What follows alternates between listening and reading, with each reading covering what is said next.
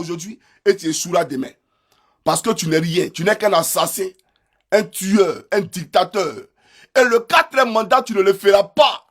Et j'appellerai à la mobilisation du peuple de Côte d'Ivoire de se déchaîner de ce joug dictatorial d'Alassane Dramane Ouattara dans leur pays.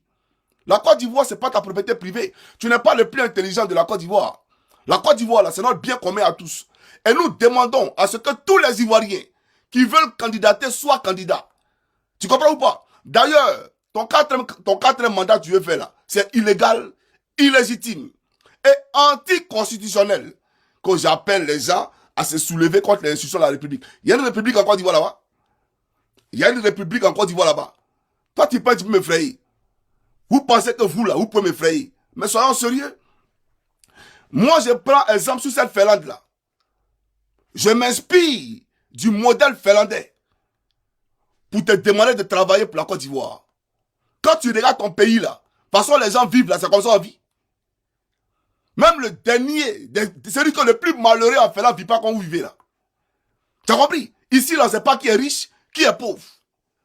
Et voilà ce qu'il te demande de faire. Mais tu voles l'argent du pays.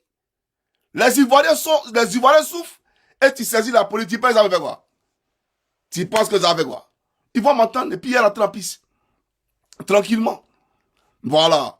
Mais il y a te dire une chose. Il n'y a pas peur de toi, ni aujourd'hui, ni demain. Ça, il faut que tu le retiennes.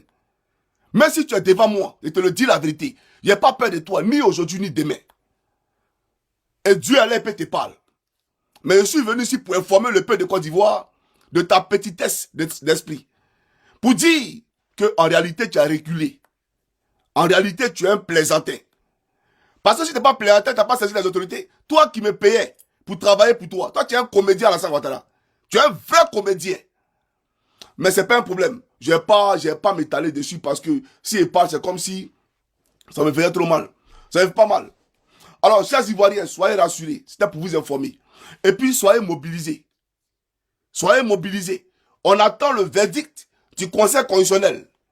Ce qu'ils vont dire là, parce que cette dame du Conseil constitutionnel là, Santa Camara, elle travaille avec Dramane Ouattara. D'ailleurs, elle est guinéenne, elle n'est pas ivoirienne, elle est guinéenne.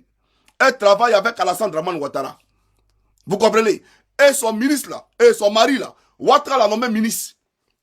Le mari de comment on appelle ça, Chantal Camara là, Ouattara a fait de lui un ministre. Et puis, je vais publier son numéro. Donc, de la manière que tu as dit, à l'époque, que le conseil constitutionnel de Gbagbo Lora était aux ordres là.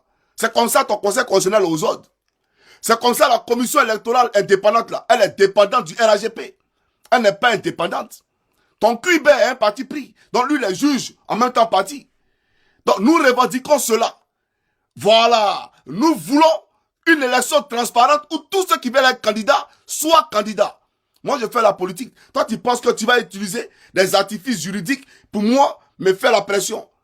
Ah, donc, toi, tu savais qu'on pouvait interroger les gens. Et vous prenez les leaders Kwasi, vous les mettez en prison. Vous prenez la femme du lieutenant Bawa, vous la tuez. Ici, dans un pays de droit. Et tu ne pourras rien créer. Ni aujourd'hui, ni demain.